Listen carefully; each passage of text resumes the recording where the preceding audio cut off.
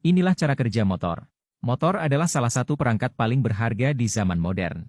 Ini digunakan dalam berbagai perangkat listrik, mulai dari yang kecil seperti alat dapur hingga sistem besar seperti kereta. Pertama-tama mari kita bahas dasar-dasar dari magnet. Magnet memiliki dua ujung yang disebut kutub utara dan kutub selatan. Jika kita mendekatkan dua kutub yang sama, maka akan terjadi tolak-menolak satu sama lain. Namun, jika Anda mendekatkan dua kutub yang berbeda, mereka akan saling tarik-menarik. Kita juga dapat membuat magnet dengan menggunakan listrik, kawat, dan baut. Kita perlu melilitkan kawat tembaga yang terisolasi dan menghubungkan kawat ke baterai. Setelah itu, baut akan menarik objek logam kecil dan juga menarik kutub berlawanan dari magnet.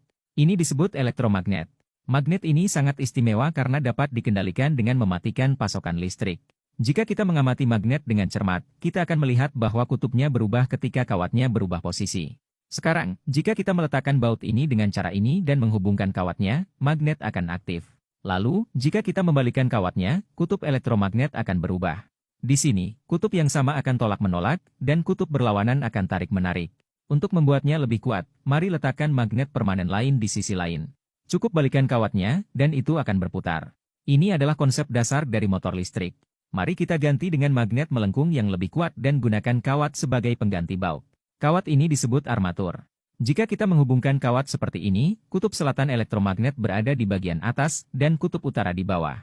Kita dapat membuatnya berputar dengan membalikan kawatnya. Untuk menjadikannya lebih efektif, maka digunakan komutator yang menyerupai cincin dan berisi dua celah kecil. Ini memungkinkan untuk berputar dengan lancar. Sekarang, hubungkan brush konektor di kedua sisi dan sambungkan kawatnya. Arus mengalir dari konektor ke cincin komutator, melalui armatur, dan kemudian ke sisi lain komutator. Karena di sini terdapat elektromagnet, armatur akan berputar. Selama putarannya, konektor menukar sisi-sisi lain dari cincin komutator.